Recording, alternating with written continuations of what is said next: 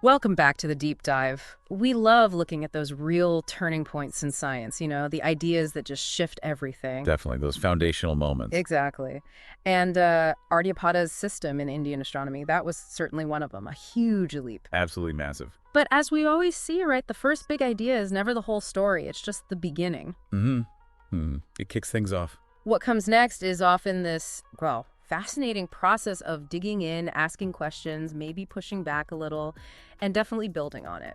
And that's precisely what happened in India after Aryabhata published his work. It wasn't just accepted passively.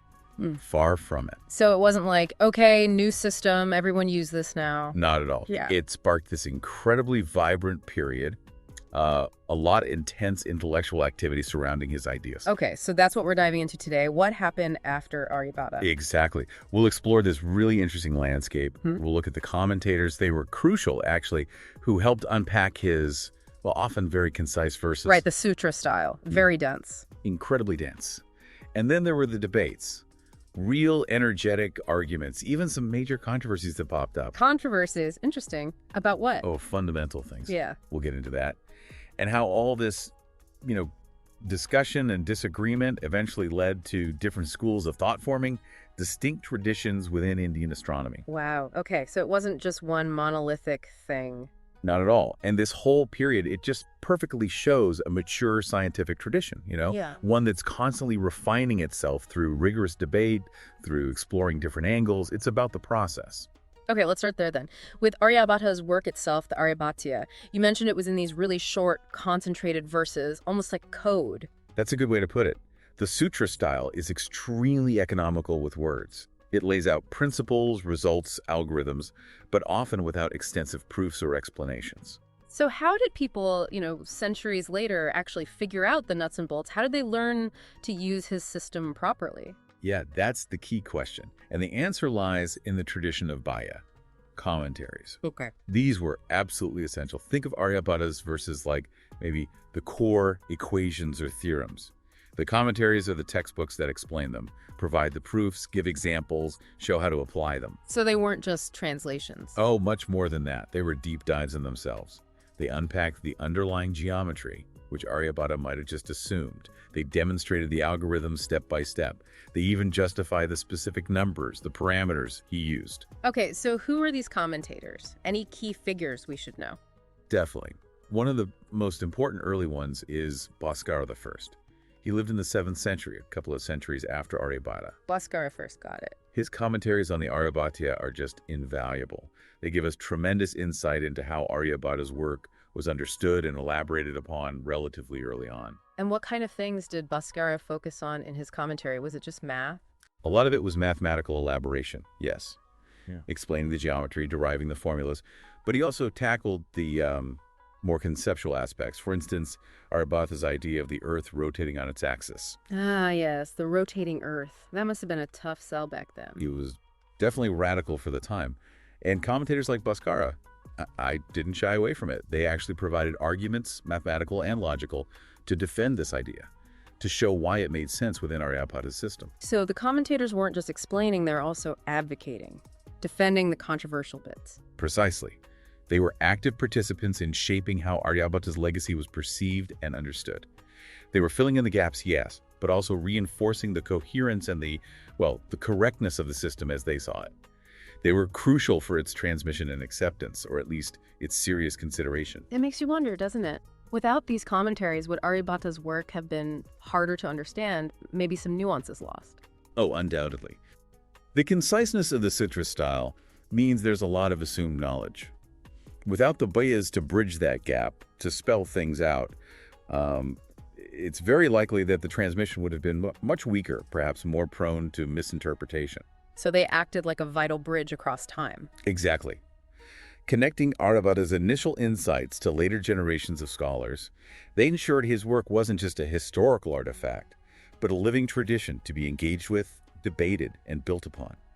We really rely on them today to understand the depth of his thought. Okay, so the commentaries helped explain and defend. But you mentioned controversy. Not everyone just accepted these explanations, right?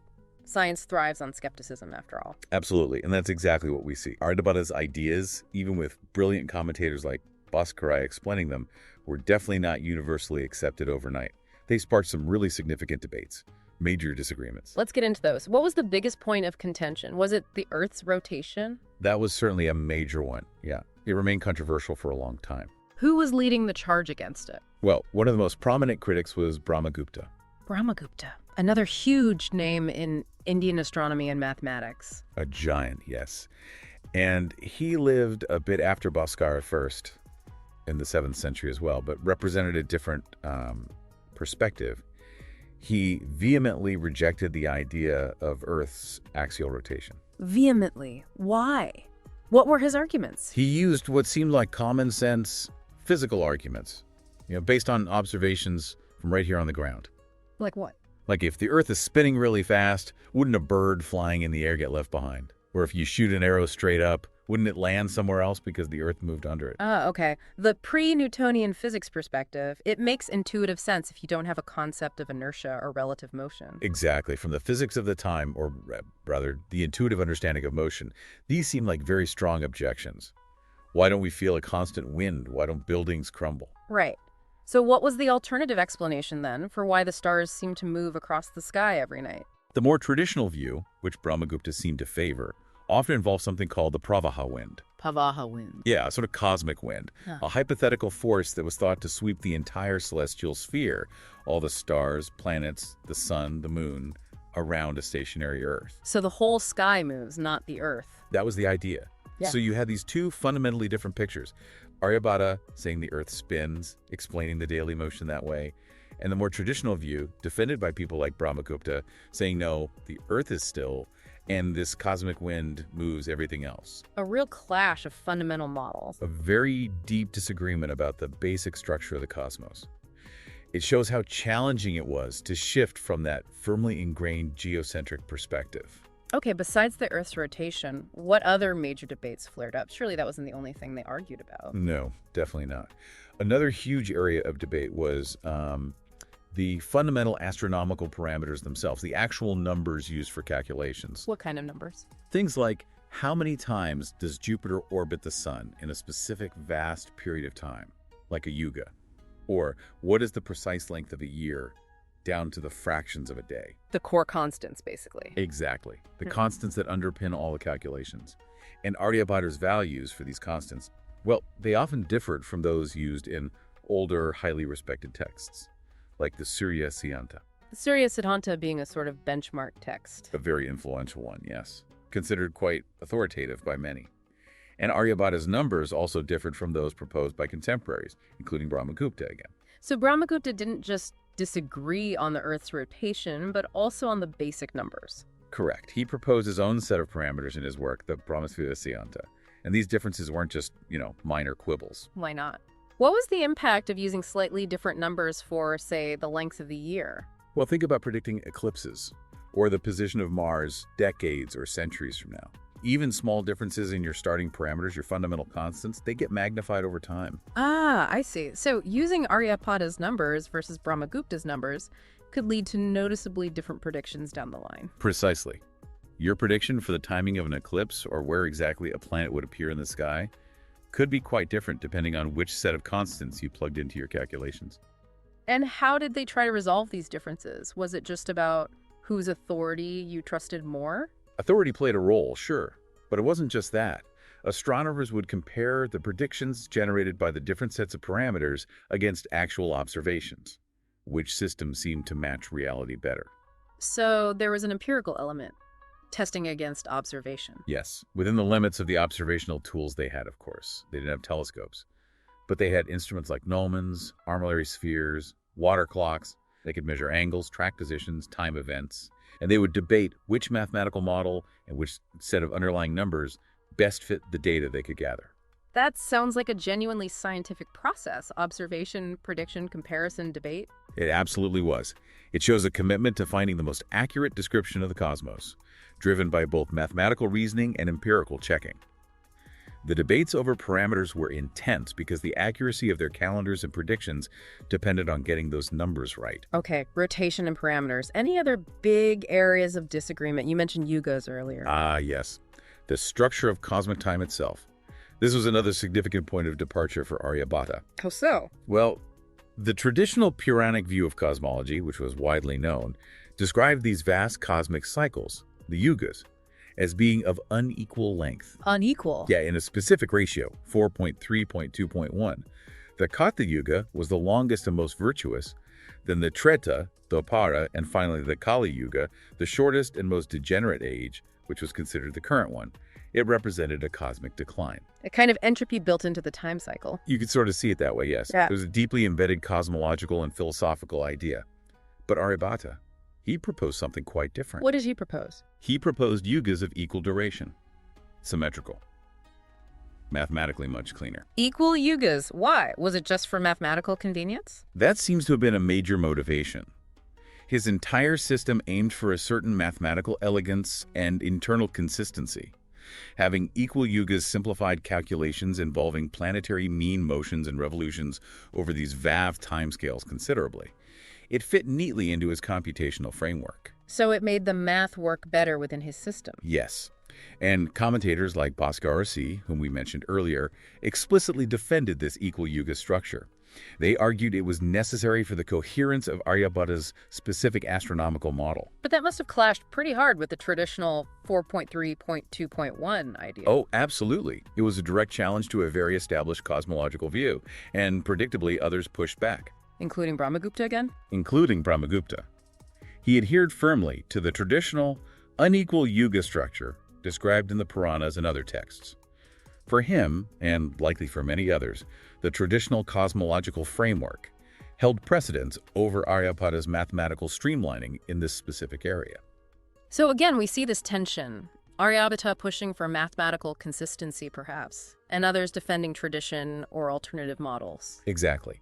These weren't just minor disagreements, they touched on fundamental assumptions about how the universe worked, the nature of time, the validity of different sources of knowledge, mathematical coherence versus traditional authority. And all this debate, all these different viewpoints on rotation, parameters, yugas, did this lead to fragmentation or something else? It led to something really interesting. The formation of distinct schools, or maybe computational traditions is a better term. They were known as pakas. Pakas, okay, like different camps. Sort of, yeah. Think of them as distinct lineages of astronomical practice and calculation, often tracing their core principles back to either Aryabhata or Brahmagupta. So what were the main ones? The two most prominent that emerged over time were the Ārya-pakṣa and the Brāhma-pakṣa. Makes sense, following Aryabhata and Brahmagupta. Exactly. The Ārya-pakṣa generally followed the parameters and methods laid out by Aryabhata, though with some internal variations. For instance, some later astronomers in this tradition adopted a midnight epoch, the starting point for daily calculations, instead of Aryabhata's original sunrise epoch. Why is the change to midnight? Practical reasons, perhaps. Easier for certain types of observations or calculations, maybe aligning with practices in other regions. It shows there was evolution even within a school. Okay, and the Brahma-pakṣa? They naturally followed the system and parameters established by Brahmagupta in his Brahma's Fusihanta. This included his specific values for planetary revolutions, year length, and his adherence to the traditional yuga structure and a stationary Earth. So you had these parallel traditions developing. Were they completely separate? Like, if you were Ārya-pakṣa, you ignored everything from the Brahma-pakṣa. Not necessarily that rigid. It wasn't like signing up for a club and refusing to talk to the other side. We do see evidence of astronomers being aware of both systems. Oh, how so? Sometimes they might calculate something using both sets of parameters, maybe for comparison, to see how the results differed. Or they might try to synthesize ideas, taking elements from both traditions.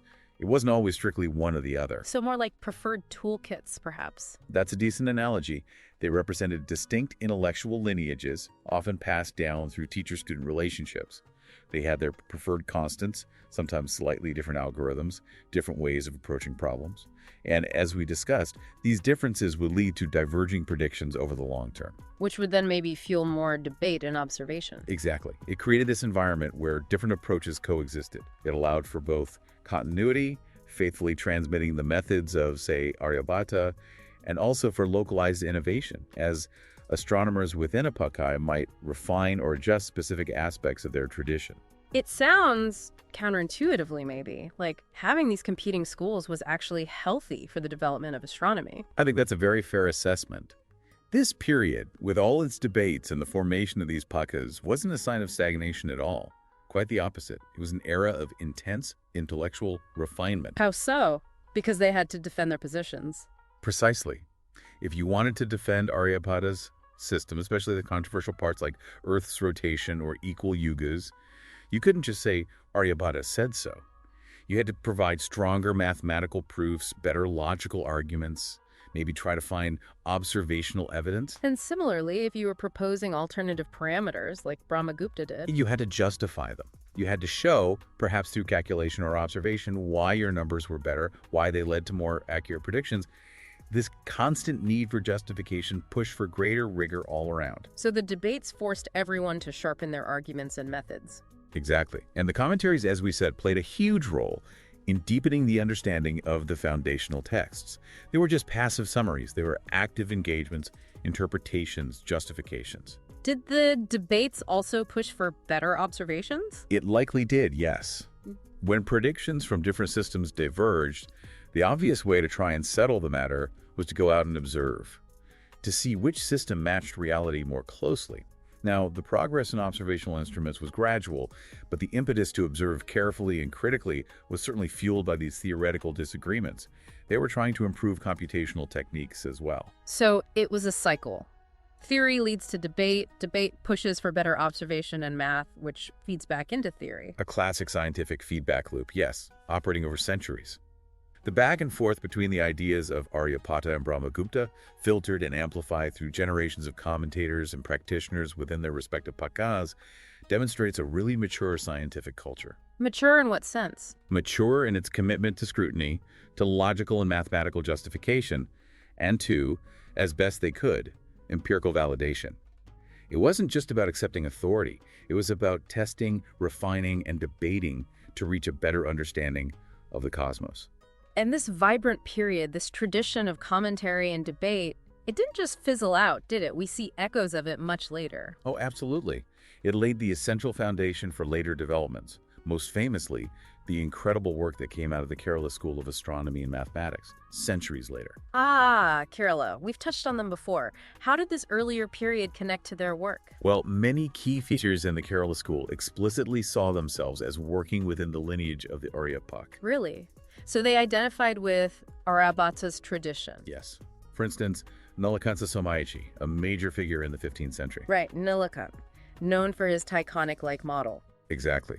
He wrote an extensive and highly influential commentary on Aryabhata's Aryabhatiya.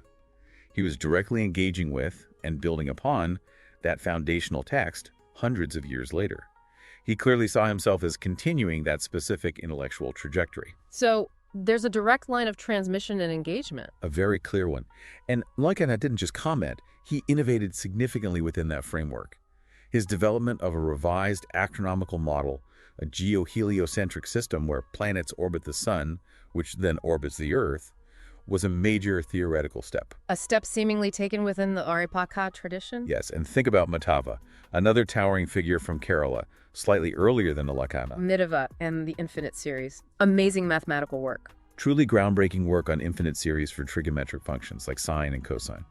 This incredibly sophisticated mathematics can be seen as a direct continuation of the strong mathematical emphasis that characterized Aryabhata's original work and the subsequent tradition that valued mathematical rigor and innovation. So the seeds of Kerala's mathematical breakthroughs were sown, in a way, back in this earlier period of commentary and mathematical focus. You could definitely argue that. Yeah. The Kerala school wasn't just a sudden, isolated burst of genius.